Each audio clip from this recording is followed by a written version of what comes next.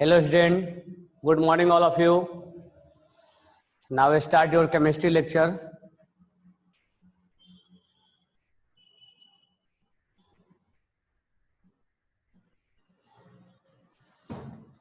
चलो स्टार्ट करते हैं। पीरियोडिक क्लासिफिकेशन में डाउट्स क्लियर करेंगे। उससे पहले दो तीन चीजें लिख लेना जो इससे पहले बोरॉन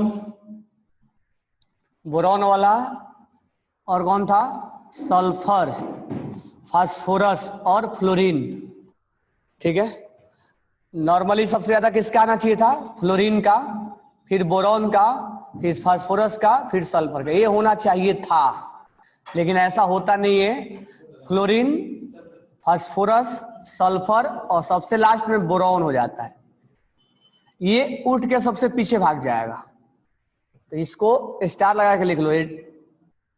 AI का है,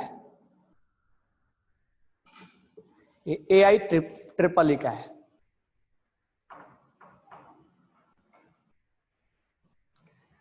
अब इसका रीजन क्यों बोरॉन का पीछे क्यों हो गया है, तो बोरॉन में जो 1s2, 2s2 और 2p1 आयोनाइजेशन एनर्जी है, ये आयोनाइजेशन एनर्जी। अब इस इलेक्ट्रॉन जो है, ये वाला इलेक्ट्रॉन, 2 और 1 3 इलेक्ट्रॉन, ये वाला जो इलेक्ट्रॉन है, ये p वाला, इनके 2 इलेक्ट्रॉन की वजह से इसका शील्डिंग इफेक्ट कम हो जाता है, शील्डिंग कम कर देता है। शील्डिंग इफेक्ट निकालोगे तो कम आता है इसका, निकाल के देख लो। यहाँ 2 इलेक्ट्रॉन है तो 2 इंटू 0.35 और जस्ट उसके इनर वाले 2 इंटू 0.85, कितना आ गया 0.70 और ये 1.7, 2.4 आ गया, ये सिग्मा आ गया। जेड इफेक्टिव कितना हो जाएगा, 5 माइनस 2.4 हो जाएगा, 2.6 हो जाएगा। इसका जेड इफेक्टिव कम हो जाता है सल्फर और फास्फोरस से, जेड इफेक्टिव कम हो जाता है। इसका भी निकालोगे तो जेड इफेक्टिव इसका ज्यादा आता है। इसमें जेड इफेक्टिव कम होता है मतलब अट्रैक्शन कम है, जेड इफेक्टिव कम होने का मतलब अट्रैक्शन कम है, इसलिए आसानी से निकल जाता है।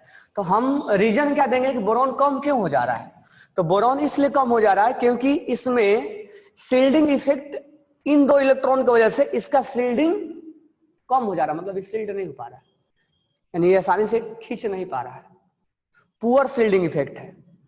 अट्रैक्शन में अच्छा नहीं है, इसलिए आसानी से निकल जा रहा है, इसलिए कम एनर्जी लग रहा है। तो poor shielding effect in 2 electron की वजह से ये पुअर शील्डिंग है। यानी कुल मिला के ये बोल सकते हो कि इस 2 इलेक्ट्रॉन की वजह से जेड इफेक्टिव कम हो जाता है, यानी ये ज्यादा अट्रैक्टेड नहीं हो पाता, इसलिए आसानी से इलेक्ट्रॉन निकल जाता है। तो एक्सेप्शन टाइप का है, इसको थोड़ा ध्यान में रखना है। ये दोनों तो एक्सेप्शन बताया था मैंने, हाफ फील्ड और अनफील्ड। फ्लोरीन में तो 2 ऑर्बिट है, ये चलता है। फ्लोरीन में 2 ऑर्बिट है, इसमें कोई प्रॉब्लम तो होना नहीं चाहिए। इनमें 3 ऑर्बिट है तो 2 ऑर्बिट जीत जाएगा। अब 3 ऑर्बिट और 3 ऑर्बिट में यहाँ हाफ ही चेक करेंगे, हाफ ही जीत जाएगा और अनफील्ड पीछे होगा। लेकिन प्रॉब्लम था हमारा बोरॉन क्यों पीछे है, तो बोरॉन का पुअर शील्डिंग, जेड इफेक्टिव कम है उसका, ये लिख लेना। ठीक है, एक दो चीज और है,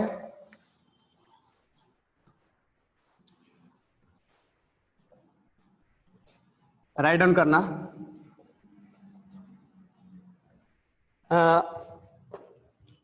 lithium, beryllium, sodium, aluminium, Mg। अगर हम बात करें लिथियम प्लस का और Mg प्लस का 2 का साइज के बारे में अगर बात करें तो ये हो गया, इसके पास 2 इलेक्ट्रॉन है और इसके पास 8 इलेक्ट्रॉन है। अब साइज के बारे में बात करेंगे तो यहां पर देखो 2 ऑर्बिट है, यहां पर 1 ऑर्बिट है, तुम बोलोगे साइज इसका ज्यादा है, ये गलत हो जाएगा, फिर ये गलत हो जाएगा। समझ में आया क्या, साइज जो है वो लिथियम प्लस का ज्यादा होता है Mg+2 से, साइज इसका ज्यादा होता है। तो ये लिख लो, मैं एक्सप्लेन कर रहा हूं ऐसा क्यों, ऐसा क्यों, ध्यान दो इधर। ऐसा इसलिए कि इस दोनों में डायगोनल रिलेशनशिप होता है, डायगोनल रिलेशनशिप होता है, यानी दोनों का प्रॉपर्टीज लगभग जैसा होता है। और चार्ज अपॉन रेडियस का वैल्यू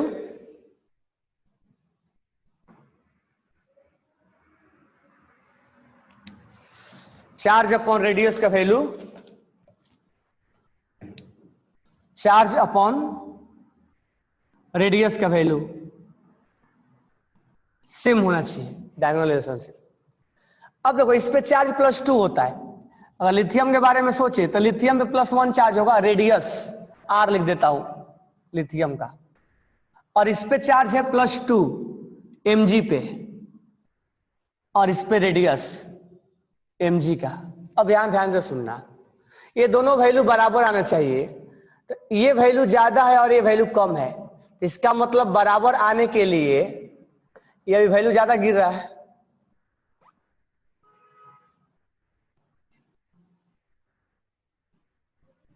ये वैल्यू ज्यादा गिर रहा है।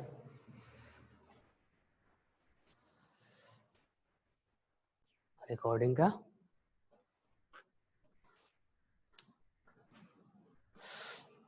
हाँ, बोरॉन का शील्डिंग इफेक्ट क्या होगा, जेड इफेक्टिव कम होगा ना, इसलिए ऐसा होगा। चलो एक लिख लो, यहां पे मैं लिखवा रहा हूं, समरी टाइप का लिख लो, और ग्रुप। अगर इधर हम जाते हैं ग्रुप में, तो atomic radius, atomic radius, atomic radius क्या होगा, इंक्रीज होगा। एटॉमिक रेडियस क्या होगा, इंक्रीज होगा, ठीक है। और इधर जाएंगे लेफ्ट टू राइट पीरियड में, एटॉमिक रेडियस क्या होगा, डिक्रीज होगा, होगा ना। आयोनाइजेशन पोटेंशियल,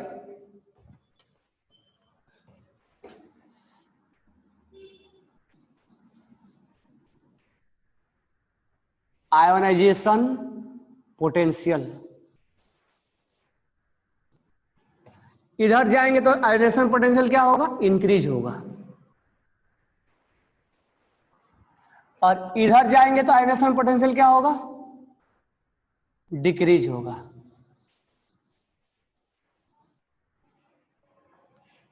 इलेक्ट्रोनेगेटिविटी या इलेक्ट्रॉन एफिनिटी, इलेक्ट्रॉन एफिनिटी, इधर जाएंगे तो क्या होगा, इलेक्ट्रॉन एफिनिटी इंक्रीज होगा, और इधर जाएंगे तो इलेक्ट्रॉन एफिनिटी क्या होगा, डिक्रीज होगा। Electron affinity, electronegativity, electro negativity, इधर जाएंगे तो क्या होगा, इंक्रीज होगा, और इधर जाएंगे तो क्या होगा, डिक्रीज होगा।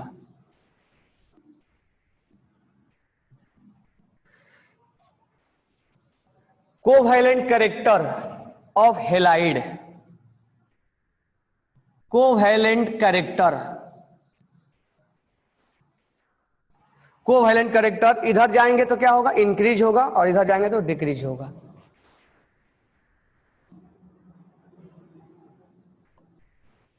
और टॉप टू बॉटम क्या होगा, इंक्रीज होगा। Covalent character, reducing nature, reducing nature, तो रिड्यूसिंग नेचर क्या होगा, रिड्यूसिंग नेचर मतलब, रिड्यूसिंग नेचर मतलब रिड्यूसिंग एजेंट के बारे में बात कर रहा है। इधर जाएंगे तो डिक्रीज होगा, और इधर जाएंगे तो इंक्रीज होगा।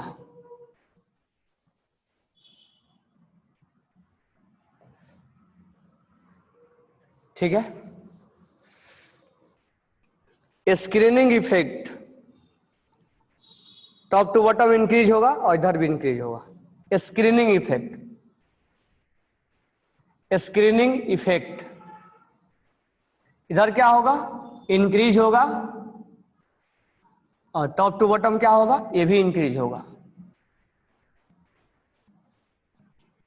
लेफ्ट टू राइट भी स्क्रीनिंग इफेक्ट बढ़ता है, और टॉप टू बॉटम भी बढ़ेगा। स्क्रीन, स्क्रीन होने का पावर।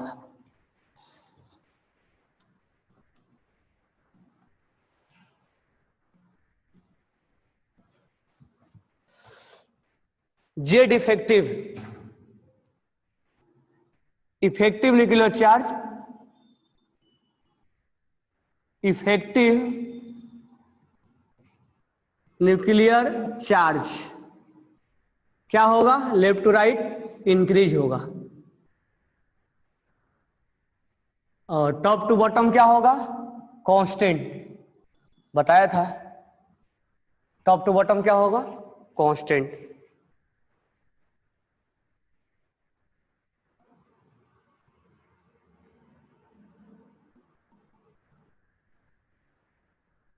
वैलेंसी,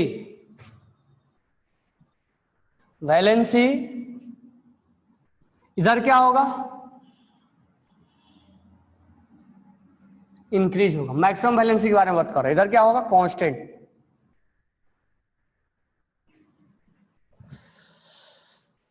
ये मत बोलना कि वैलेंसी फ्लोरीन का 1 होगा सर, ऑक्सीजन का तो 2 होता है। मैक्सिमम वैलेंसी के बारे में बात कर रहे हैं। Valency basic character of hydroxide, basic character of hydroxide, इधर क्या होगा, लेफ्ट टू राइट डिक्रीज होगा,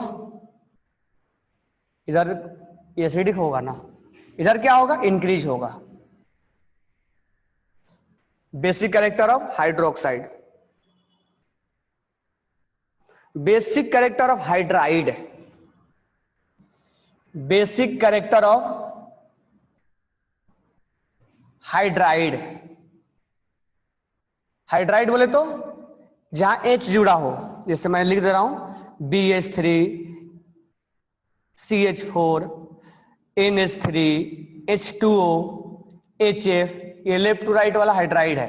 तो हाइड्राइड का बेसिक कैरेक्टर क्या होगा, घटेगा, डिक्रीज होगा। और टॉप टू बॉटम क्या होगा, बेसिक कैरेक्टर हाइड्राइड का, तो ये हो जाएगा आपका, बढ़ेगा।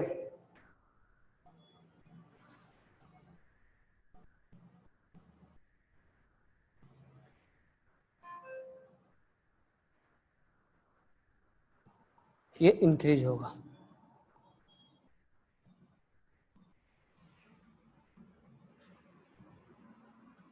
अपर पार्ट वाला नहीं दिख रहा है क्या,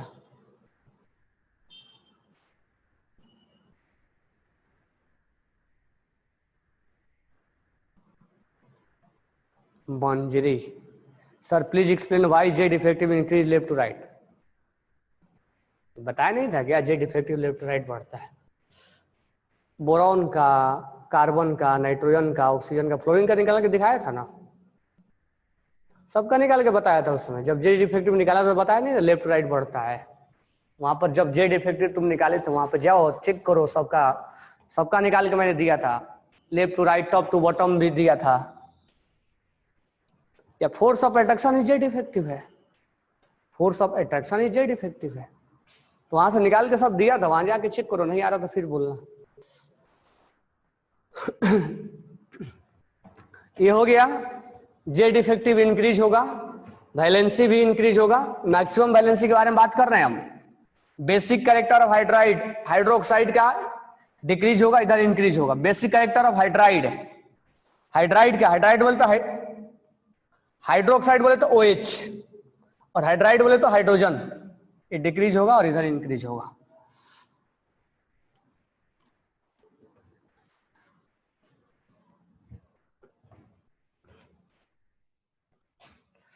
basic character of oxide, basic character of, अब देखो इसके उल्टा बोल देंगे, बेसिक है तो एसिडिक का नाम लेंगे तो उल्टा जाएगा, बरोबर है क्या, इसीलिए मैं एक ही लिखवा रहा हूं ताकि अगर एसिडिक पूछे तो जस्ट इसके उल्टा जाना है। Basic character of oxide, left to right जाते समय से बेसिक क्या होता है, घटता है, एसिडिक क्या होता है, बढ़ता है। एसिडिक क्या होगा, बढ़ेगा। और top to bottom basic character क्या हो रहे थे, इंक्रीज हो रहा था ऑक्साइड का, तो बेसिक कैरेक्टर बढ़ रहा था और एसिडिक घट रहा था।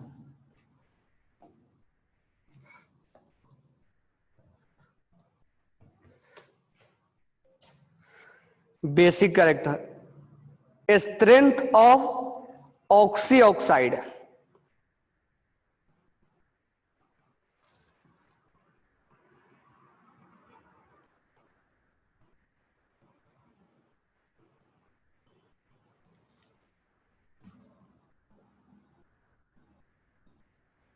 Strength of oxy oxy acid, जैसे उस पिछले क्लास में बताया था H2SO4, ये वाला H3BO3, H2CO3, HNO3 और BCNOF, HF नहीं, HClO4 oxy acid strength left right क्या होगा, इंक्रीज होगा, मतलब जहां नॉन मेटल होगा वहां इंक्रीज होगा, यहां क्या होगा टॉप टू बॉटम डिक्रीज होगा। मेटल और नॉन मेटल से लेना है, नॉन मेटल एसिडिक बढ़ाएगा, मेटल एसिडिक बेसिक बढ़ाएगा।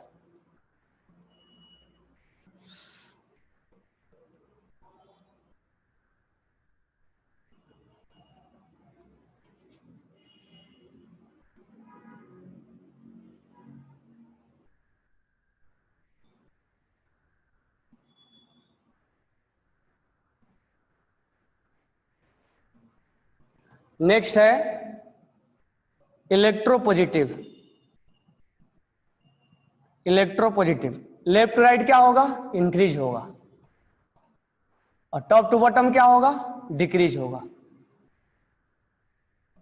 उल्टा लिख दिया है तो इलेक्ट्रोपॉजिटिव इधर क्या होगा, डिक्रीज होगा, और इधर क्या होगा, इंक्रीज होगा।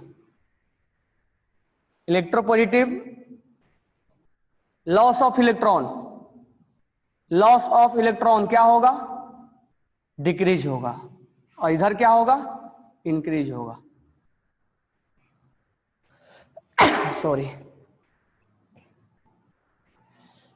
मेटालिक कैरेक्टर, मेटालिक कैरेक्टर क्या होगा, डिक्रीज होगा, और इधर क्या होगा, इंक्रीज होगा।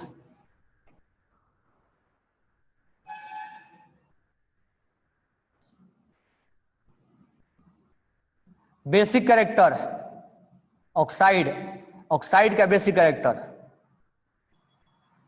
Basic character of oxide, basic character of oxide क्या होगा, यहां डिक्रीज होगा, और इधर क्या होगा, इंक्रीज होगा। इधर क्या होंगे, इंक्रीज होंगे।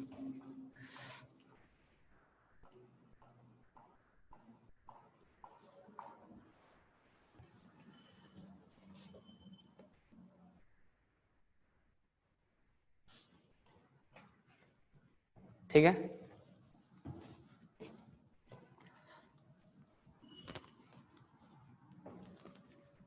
नेक्स्ट है थर्मल स्टेबिलिटी। मैं इसका मीनिंग समझा रहा हूं अभी। Thermal stability, thermal stability of, पहला है सल्फेट, दूसरा है कार्बोनेट, तीसरा है फॉस्फेट, चौथा है nitrate, bicarbonate,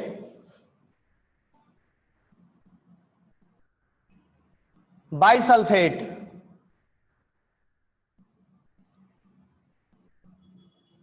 bicarbonate, bisulphate.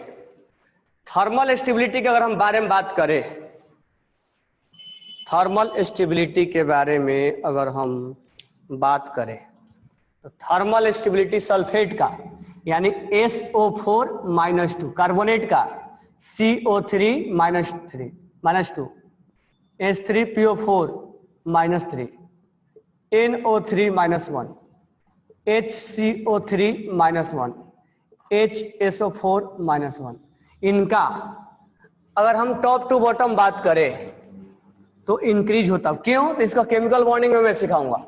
Top to bottom increase होगा, और लेफ्ट टू राइट जो होगा, लेफ्ट टू राइट वो डिक्रीज होगा, लेफ्ट टू राइट जो होगा वो डिक्रीज होगा।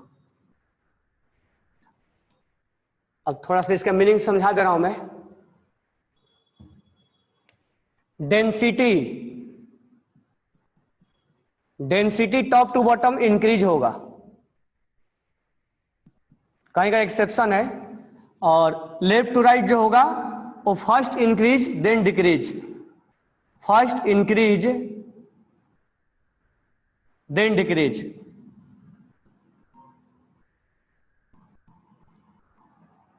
इसे इसमें टॉप टू बॉटम इंक्रीज होगा तो lithium, sodium, potassium, rubidium, caesium, एक एक्सेप्शन आता है लिथियम, तो मैं पहले लिखवाया भी था मैंने, सोडियम, रिविडियम और सीजियम, ये लिखवाया था पहले बहुत स्टार्टिंग में ही, कि यहाँ पर ये जो होता है पोटेशियम जो होता है लाइटर होता है, हल्का होता है एज कंपेयर टू सोडियम, तो potassium is lighter than sodium.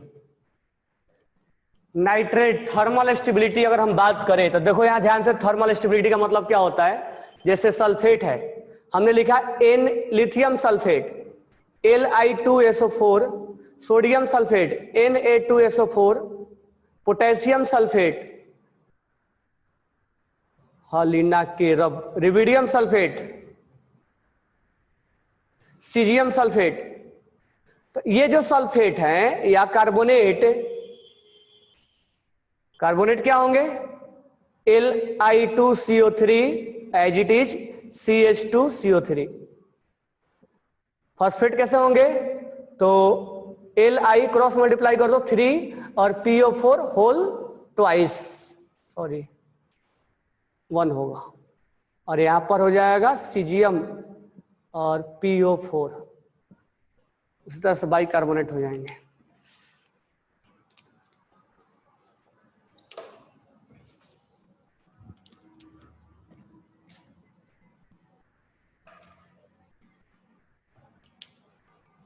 उसमें नहीं डालना, बेकार है, दूसरे में। तो थर्मल स्टेबिलिटी का थोड़ा मीनिंग समझ लो क्या होता है।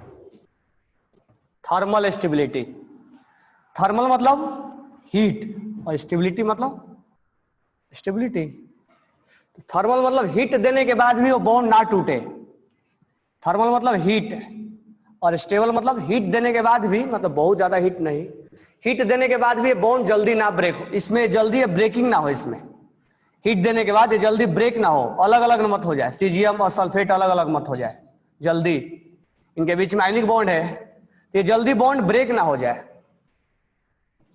अगर लिथियम में बात करें तो लिथियम प्लस में और SO4-2 में यहां भी आयनिक बॉन्ड है, अब हमने हीट दिया तुरंत टूट गया, इसको हीट दिया जल्दी टूट नहीं रहा, बहुत ज्यादा हीट नहीं, तो हीट देने के बाद ये जल्दी ब्रेक ना हो और उसमें स्टेबिलिटी बना रहे। बहुत ज्यादा हीट के बारे में बात नहीं करेंगे, बहुत ज्यादा हीट करेंगे तो मेटल भी, आयरन भी मेल्ट हो जाता है, बॉन्ड के तो अलग बात है। तो ये जो होता है वो क्या हो जाएगा, इसमें हीट करने के बाद ये बॉन्ड टूट जाते हैं, टूटने के बाद ये जल्दी टूट जाएगा, ये आसानी से नहीं टूटेगा, कहने का मतलब ये है इसमें थर्मल स्टेबिलिटी क्या बोलेंगे, ज्यादा हो बोलेंगे, इसमें थर्मल स्टेबिलिटी ज्यादा है, कहीं बॉन्ड से इसको लेना देना है। तो मैं इसको तुम्हें केमिकल बॉन्डिंग में अच्छे से वहां पढ़ाऊंगा, जब आयनिक बॉन्ड और कोवैलेंट के बारे में बता लूंगा तब, ठीक है। यहाँ के लिए इतना लिखवा दे रहा हूं मैं, बट इसका एक्सप्लेनेशन मैं दूंगा अच्छे से केमिकल बॉन्डिंग में, क्योंकि इसके अंदर बॉन्ड बना हुआ है, बॉन्ड कौन सा स्ट्रांग होता है, कौन वीक होता है, ये सब बातें हम वहां पे करेंगे, ठीक है। तो बस लिख लो इसको, बातें हम वहां पे करेंगे। नेक्स्ट है, अगर हम लेफ्ट टू राइट गए तो कोवैलेंट कैरेक्टर बढ़ेगा, कोवैलेंट कैरेक्टर बढ़ेगा, और टॉप टू बॉटम आयनिक बढ़ेगा, आयनिक कैरेक्टर बढ़ेगा। अगर हम बोले लिथियम अच्छा आयनिक बनाता है कि सीजियम अच्छा आयनिक बनाता है, तो ये अच्छा आयनिक बनाएगा, तो ये बॉन्ड स्ट्रांग होगा, तो यहां एक्सप्लेनेशन हम वहां देंगे।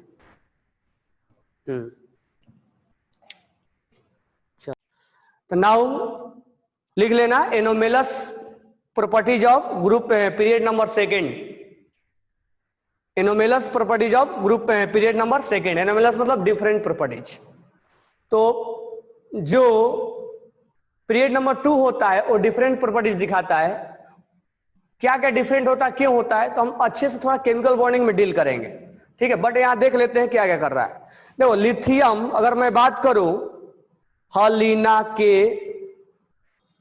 अगर मैं नीचे बात करूं, ये दोनों जो होते हैं वो कोवैलेंट बॉन्ड बनाते हैं। जैसे मैं अगर बात करूं बीईओ, अब बीईओ ये मत सोचना कि ये 2 इलेक्ट्रॉन लूज किया है, ये 2 गेन किया है, तो बीईओ बन गया है बेरियम ऑक्साइड। ये जो होता है ये कोवैलेंट बॉन्ड होता है। जैसे और एग्जांपल ले लेते हैं, जैसे हमने लिया BeCl2 और यहां ले लेते हैं CaCl2, तो इसमें आयनिक है और इसमें कोवैलेंट है। अब ये क्यों आयनिक है, क्यों कोवैलेंट है, ये केमिकल बॉन्डिंग में हम देखेंगे। लिथियम LiCl में कोवैलेंट कैरेक्टर ज्यादा है, जबकि NaCl में कोवैलेंट कैरेक्टर आयनिक ज्यादा है। तो ये चीज हम केमिकल बॉन्डिंग में देखेंगे, फजांस रूल के अकॉर्डिंग ये हम समझ में आता है, ठीक है। तो पहला जो पॉइंट है, lithium beryllium form covalent, rest of the group member form आयनिक, इसके बारे में बोल रहा है कि जो रेस्ट होते हैं वो आयनिक बनाते हैं। बिल्कुल सही है, ये दोनों कोवैलेंट बॉन्ड बनाते हैं, ये हम केमिकल बॉन्डिंग में सीखेंगे। Second point, in third A इसमें बोल रहा है बोरॉन वाला में, third A maximum covalency of boron is 4, बिल्कुल करेक्ट बोल रहा है। बोरॉन में मैक्सिमम कोवैलेंसी +3 होता है, लेकिन इसके पास एक वैकेंट ऑर्बिटल होता है। अब बोरॉन में एक्चुअली बोरॉन ऐसे होता है 1s2 2s2 2p1, ये सब केमिकल बॉन्डिंग में सिखाऊंगा मैं। यहां पर अब 2 इलेक्ट्रॉन है और यहां पर ये 1 इलेक्ट्रॉन है। तो बोरॉन के 3 आउटर शेल में इलेक्ट्रॉन होते हैं, यही तीनों होता है, यही 1 2 3, और एक जंप मारता है, एक एक्साइटेड स्टेट में चला गया। अब यही 3 अनपेयर्ड इलेक्ट्रॉन हमें दिखता है और यही शेयरिंग बनाता है, जैसे BF3 ये शेयर में चला गया। अब यहां से 3 शेयर में, अब इसके पास एक खाली रह जाता है, ये कहीं दूसरी जगह से लोन पेयर एक्सेप्ट करता है। तो इस केस में ये चारों अपना ऑर्बिटल्स यूज कर लेता है, इसके लिए इसका मैक्सिमम वैलेंसी जो होता है वो 4 हो जाता है। अब ये चीजें लागू होता है H3BO बोरिक एसिड पे, H3BO3 बोरिक एसिड पे ऐसे कोवैलेंट में केमिकल बॉन्डिंग में सब बताऊंगा मैं, ठीक है। तो इसका मैक्सिमम कोवैलेंसी 4 होता है, जबकि इसके नीचे वाला एल्युमिनियम का 6 भी हो जाता है, एक दिन मैं तुम्हें बताया भी था। तो अभी के लिए थोड़ा ध्यान रखना है, जब केमिकल बॉन्डिंग में मैं बताऊंगा तो उसको एक्सप्लेन करूंगा, ओके। तो maximum covalency of boron is 4 but remaining elements show maximum covalency 6, बिल्कुल सही बोल रहा है। और मैं तुम्हें एक दिन थोड़ा बहुत बताया भी था कि एल्युमिनियम 6 तक अपना इलेक्ट्रॉन गेन कर सकता है, बराबर क्या।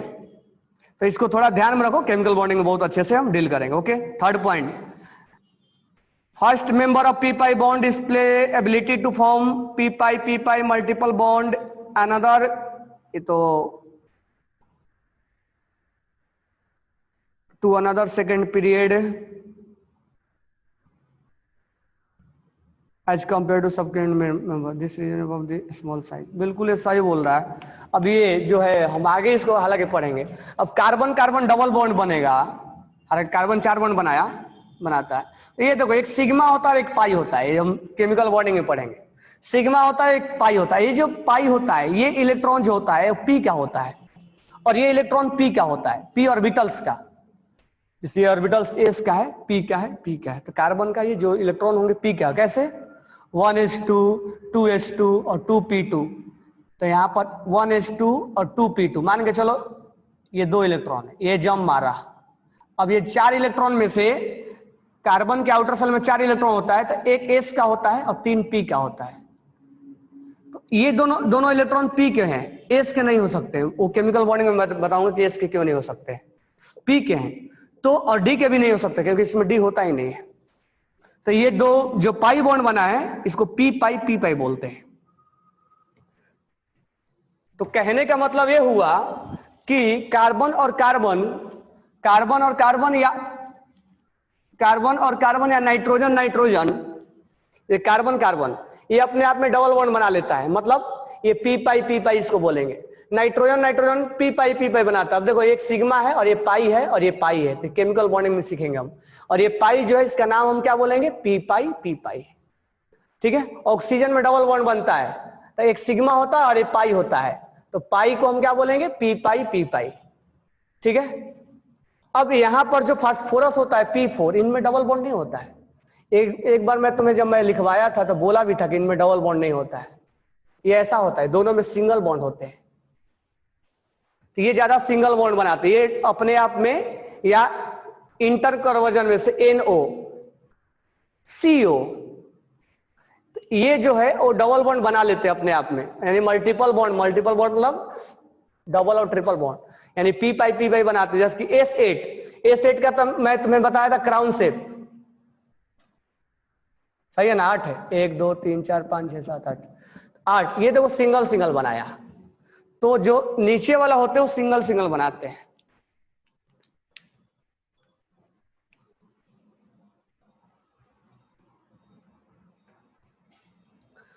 तो थर्ड पॉइंट यही बोल रहा है, हालांकि इसको हम आगे और एक्सप्लेन करेंगे। ठीक है, और इसका रीजन क्या है, तो तुमसे अगर कोई पूछेगा कि ग्रुप नंबर सेकेंड जो है वो एनोमेलस बिहेवियर क्यों दिखाता है, तो उसका रीजन होगा, उसका रीजन 3 या 4 हम बोलते हैं। या तो उसका साइज छोटा होता है, दूसरा उसमें डी ऑर्बिटल्स नहीं होता है, डी ऑर्बिटल्स नहीं होता। तो केमिकल बॉन्डिंग में सब चीजें तुम्हें डील करेंगे, डी ऑर्बिटल्स उसमें प्रेजेंट नहीं होता है। ठीक है, साइज कम होता है, अब्सेंस ऑफ वैकेंट ऑर्बिटल्स, इसमें वैकेंट ऑर्बिटल भी होते हैं, बोरॉन वाला में यही जो अभी दिखाया था, खाली जगह रह गया था, उसको वैकेंट ऑर्बिटल बोलते हैं। हाईएस्ट इलेक्ट्रॉन रिड्यूस होता है, लार्ज साइज स्मॉल साइज होता है, और उसके अंदर डी ऑर्बिटल्स नहीं होता। एक और भी रीजन है जो इसमें लिखा नहीं है, तो वो इसका पॉइंट्स है। ओके, चलो और क्या क्या पॉइंट्स है, तो ये ऋतुजा क्लियर हुआ तुम्हारा, ओमकार हो गया नहीं, नेक्स्ट तेजस, उसका डाउट नहीं है, जे डिफेक्टिव ये मंजरी, तुम्हें क्लियर हुआ left to right Z effective कैसे बढ़ेगा। नाउ क्वेश्चन इज दैट अगर हम F2 से 2F माइनस बनाते हैं और क्लोरीन से 2Cl माइनस बनाते हैं, तो इजीएस्ट पाथ कौन है, इजी कौन है बनाना, तो हमारा आंसर है ये इजी है। कैसे समझते हैं, तो पहले हम F2 के बॉन्ड को क्या करेंगे, ब्रेक करेंगे, क्लोरीन के बॉन्ड को क्या करेंगे, ब्रेक करेंगे। अब ब्रेक करने में एनर्जी हमें देना पड़ेगा, तो हम केमिकल बॉन्डिंग में इस चीज को सीखेंगे कि क्लोरीन में एनर्जी ज्यादा लेता है और फ्लोरीन में एनर्जी कम होता है, कम लेता है वो तोड़ने में। तो यहाँ एनर्जी कम लेगा और यहाँ एनर्जी ज्यादा लेगा, यानी अभी तक मुश्किल कहाँ करना पड़ा, यहाँ इसको तोड़ने में, अभी तक मुश्किल यहाँ है। अब क्या होगा कि ये फ्लोरीन एक इलेक्ट्रॉन गेन करेगा, 2 करेगा, एक दो है, तो 1 लिखो या 2 लिखो कोई फर्क नहीं पड़ता है, 2 इलेक्ट्रॉन गेन करेगा बन जाएगा F माइनस, 2 इलेक्ट्रॉन ये भी गेन करेगा बन जाएगा Cl माइनस। अब यहां पर ये जब गेन करता है तो एनर्जी रिलीज करता है, ये भी रिलीज करता है, तो यहां से यहां आने में ये रास्ता आसान लगता है, क्योंकि इसका इलेक्ट्रॉन गेन एंथैल्पी क्या होता है, ज्यादा होता है, और इसका इलेक्ट्रॉन गेन एंथैल्पी कम होता है। तो यहां से यहां तक मुश्किल ये था और यहां से यहां मुश्किल ये है, यहां से यहां जाने में तोड़ने में मुश्किल इसका था, और जब ये टूट गया था और ये जब बन गया था, अब यहां से यहां जब जाना था तो ये मुश्किल का सामना कर रहा था, ये मुश्किल नहीं हो रहा था। क्यों, क्योंकि इसमें एनर्जी ज्यादा होता है, ज्यादा रिलीज होता है, इलेक्ट्रॉन गेन करने में एक्सपर्ट है ये। तो यहां मुश्किल था और यहां से यहां जाना इसका मुश्किल था। अब दोनों में डिसीजन कैसे लेंगे, तो हमारे को डेटा तो दिया नहीं गया है, तो हम ये बोल देंगे कि तोड़ने में ज्यादा एनर्जी देंगे और रिलीज कम कर रहा होगा।